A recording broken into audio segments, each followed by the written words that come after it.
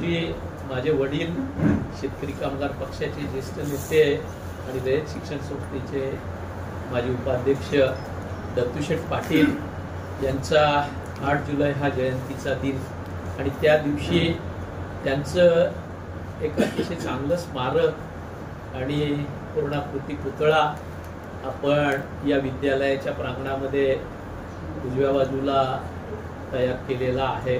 त्या स्मारकाचं उद्घाटन आणि पुतळ्याचं अनावरण सोहळा 8 जुलैला 11 वाजता या ठिकाणी आदरणीय शरद पवार साहेब अध्यक्ष रयत शिक्षण संस्था यांच्या हस्ते आपण आयोजित केलेला आहे।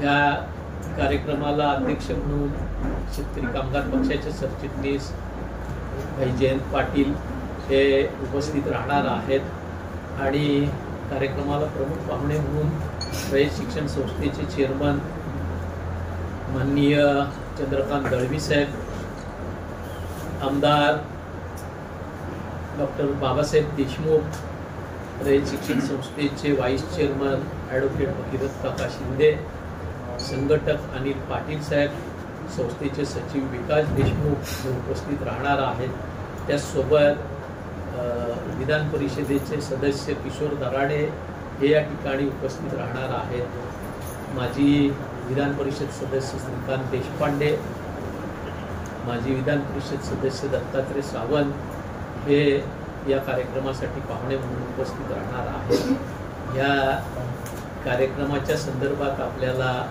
माहिती द्यावी आणि आपल्या प्रतिष्ठित प्रसार माध्यमातून आमच्या ह्या कार्यक्रमाला आपण प्रसिद्धी देऊन सहकार्य करावं अशी विनंती करायला या ठिकाणी आपल्याला बोलावलेलं आहे। आपण सर्वजण या ठिकाणी आलात, आपलं मनापासून स्वागत करतो आणि आपण निश्चितपणाने या कार्यक्रमाला प्रसिद्धी देऊन आम्हाला सहकार्य कराल असा विश्वास या ठिकाणी होता। तात्यांसारखा दीपस्तंभासारखा आदर्श समोर असल्यामुळे काही गोष्टी आपसुकच उतरत गेल्या, जे पर्क्युलेशन आपण म्हणतो, घरातूनच ते मिळत गेलं आणि त्याच भूमिकेवर काम करायचा प्रयत्न मी करतोय। माझे सहकारी सारे जे आहेत, आज कठीण परिस्थिती आली तरी कोणी ढळत नाही, काही एक दोन अपवाद असतात, पण बाकी मंडळी विचाराची, शेवटी तुमची वैचारिक बैठक जर ठाम असली तर तुम्हाला थोडंफार जरी विपरीत परिस्थिती आली तरी तुम्ही विचलित होत नाही किंवा कुठला वेगळा विचार तुमच्या मनामध्ये शिवत नाही।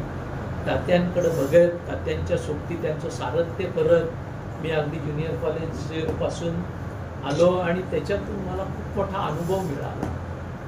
तात्यांचं वैशिष्ट्य असं आहे, आपल्यासोबत आज काशीनाथ पाटील बसलेले आहेत, तात्यांचे सहकारी म्हणून तुकाराम रामा पाटील हे कार्यरत होते, पण काशीनाथ पाटील पण तितक्याच मोकळ्यापणानं तात्यांचे सहकारी म्हणून काम करत।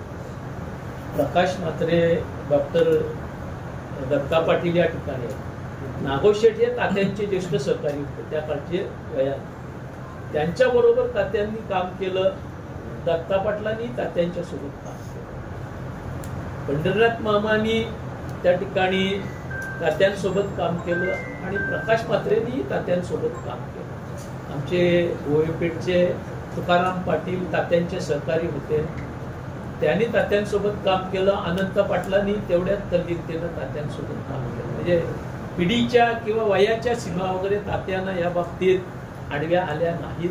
अतिशय प्रेमळपणानं, मोकळेपणानं तात्या प्रत्येक वयोगटातल्या कार्यकर्त्याला सोबत घेऊन काम करत राहिले आणि जी शिकवण मिळाली त्या शिकवणीवर वाटचाल करायचा प्रयत्न मी आणि माझे सहकारी करतोय। बरे वाईट दिवस राजकारणात, सामाजिक परिस्थितीत येत असतात, जात असतात। सूर्य उगवला तो मावळणारच आहे, मावळलेला सूर्य उगवणारच आहे, त्याच्यामुळे त्याचा फारसा विचार न करता निष्ठेनं आणि तत्वानं वागायचा प्रयत्न आम्ही करतोय।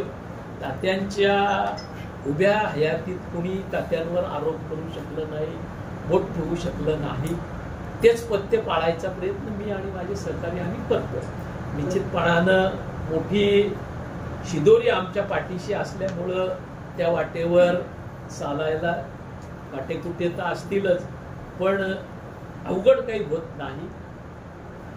आपण आपलं काम करत राहायचं ही धारणा आणि त्या बाबतीत तात्यांचं योगदान आणि शरद पवार साहेबांचं येणं दोन्ही गोष्टी घडल्या आहेत. त्या दृष्टीने काय वेगळं बरं आता म्हणजे शरद पवार साहेबांचे येणं किती महत्त्वाचं आहे या गोष्टीसाठी? शरद पवार साहेब हे तात्यांच्या राजकीय सामाजिक आयुष्यामध्ये सातत्यानं सोबत राहिलेले. 78ला पुलोदचं सरकार स्थापन झालं त्यावेळेस तात्या त्यांचे पुलोदमध्ये सहकारी विधानसभा सदस्य होते. तदनंतरही तात्यांचं आणि त्यांचं अतिशय जवळचे संबंध राहिलेले आहेत. ते संबंध त्यांनी आज तात्यांच्या जाण्यानंतर त्यांनी ज्यावेळेस ते 15 साली या ठिकाणी आले होते सुवर्ण महोत्सवाला या विद्यालयाच्या, त्यावेळेस आम्ही मंडळींनी जे काही काम शाळा हायस्कूलच्या उभारणीच्या दृष्टीनं केलं माझी विद्यार्थी संघटनेच्या माध्यमातून, त्याची दखल घेत त्यांनी 8 मेला ते आले होते. 9 मेला रयत शिक्षण संस्थेचा कर्मवीर अण्णांच्या पुण्यतिथीचा सोहळा असतो. त्या ठिकाणी संपूर्ण रयत शिक्षण संस्था या सोहळ्यासाठी उपस्थित असते. त्या ठिकाणी त्यांनी त्या कार्यक्रमामध्ये उल्लेख केला की काल संध्याकाळी मी नावड्याला दत्तूशेठ पाटील यांच्या विद्यालयाच्या सुवर्ण महोत्सवासाठी आलो होतो. त्या ठिकाणी बाळाराम पाटील यांच्या नेतृत्वाखाली माजी विद्यार्थ्यांनी अतिशय चांगलं काम केलेलं आहे. त्याचा उल्लेख त्यांनी केला. बाळाराम कुठेतरी खाली मला दिसतोय हे देखील ते आपल्या अध्यक्षीय भाषणात बोलले. आणि त्याच्यानंतर त्यांनी मला प्रयत्नमध्ये रायगड विभागाचा चेअरमन म्हणून प्रस्थापितांचा विरोध असतानाही नेमलं. आज तागाईत त्या ठिकाणी काम करण्याची संधी मला त्यांनी दिली. त्याच्यामुळे तात्यांचं आणि त्यांचं जे सत्य होतं त्याला एक धागा हाही आहे. 84 आंदोलनाला शासन दडपशाही करत असताना विरोधी पक्षनेते म्हणून शरद पवारांनी त्या ठिकाणी त्या आंदोलनामध्ये अतिशय मोठं सहकार्य केलं. आणि त्यावेळेस 7 जुळली. 94ला त्यांना संधी मिळाल्यानंतर मुख्यमंत्री पदाची 12.5% निर्णय प्रत्यक्षात अवतरला. मग ही 7 राजकारणामध्ये, त्याच्यानंतर रयत शिक्षण संस्थेमध्ये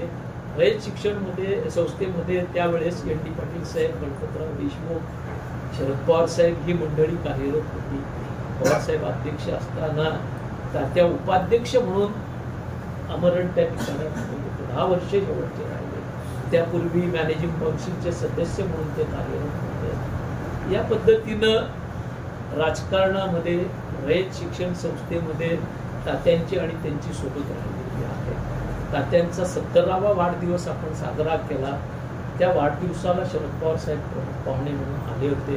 आणि त्यांच्याच हस्ते तात्यांना जी थैली दिली गेली मानपत्राची, ती थैली तात्यांनी विवेक पाटील साहेब यांना सुपूर्द करून कर्नाळा स्पोर्ट्स अकॅडमीची मुहूर्तमेढ त्या ठिकाणी रोवली गेली. म्हणजे आमच्या प्रत्येक वाटचालीतल्या प्रत्येक महत्वाच्या टप्प्यामध्ये शरद पवार साहेब हे एकत्र राहिलेले आहेत. आमच्यावर आशीर्वादाचा हात ठेवून राहिलेले आहेत.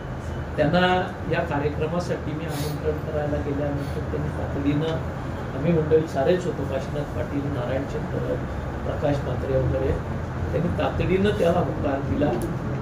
4 दिवसापूर्वी मी त्यांना पत्रिका लिहून आलो. त्याही वेळी त्यांनी सांगितलं मी येतो. जे ऋणानुबंध आमचे झाले ते आज 2 पिढ्यामध्ये चालत राहिलेले आहेत. त्याच्यामुळे शरद पवार साहेबांना बोलावण्याचा योग आम्ही साधला, त्या औचित्य आम्ही साधला.